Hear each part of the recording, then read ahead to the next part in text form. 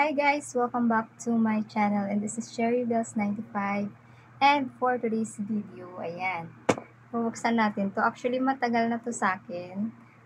Free to nung binili ko yung phone ko pero hindi ko pa siya nagagamit. Ngayon ko pa lang siya bubuksan. Naka-seal pa siya, naka-plastic pa. So, tingnan natin kung mag-work ba siya. Baka hindi na siya gumana kasi ilang months na rin eh.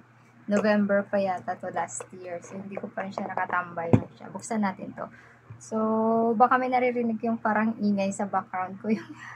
Hindi ko alam kung naririnig nyo yung buga ng electric fan ko, pero hindi ko siya mapapatay kasi sobrang init talaga. Meron na akong towel na pangpunas ng pawis ko dito. So, buksan natin to guys. Ito ay gift from Honor. Honor gift earbuds.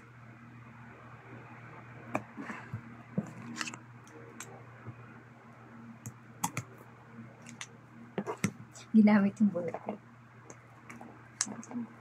Nakasil pa siya eh.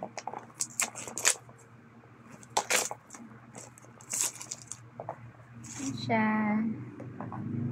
May dumaan na trike. Tingnan natin. Taran! Maliit lang pala siya. Free lang to. Hindi ko siya binili. Kasama siya sa phone na binili ko. Ayan. So, naka-plastic siya. And, let's see kung sana gumana pa siya, no? Kasi ilang months na siyang nakatambay sa akin. Ay, at saka, wala siyang kasamang charger. Bakit kaya? Wala siyang charger. So, paano ko siya i-charge? Same lang yata siya charger sa phone ko, sa cellphone ko.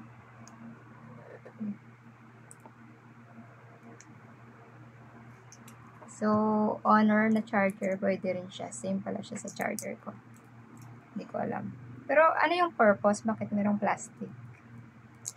Para,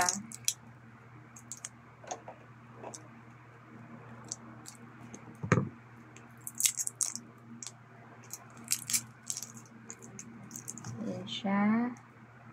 Meron siyang ano dito, baka dito yung ilaw niya. Ito yung power niya. Tingnan natin.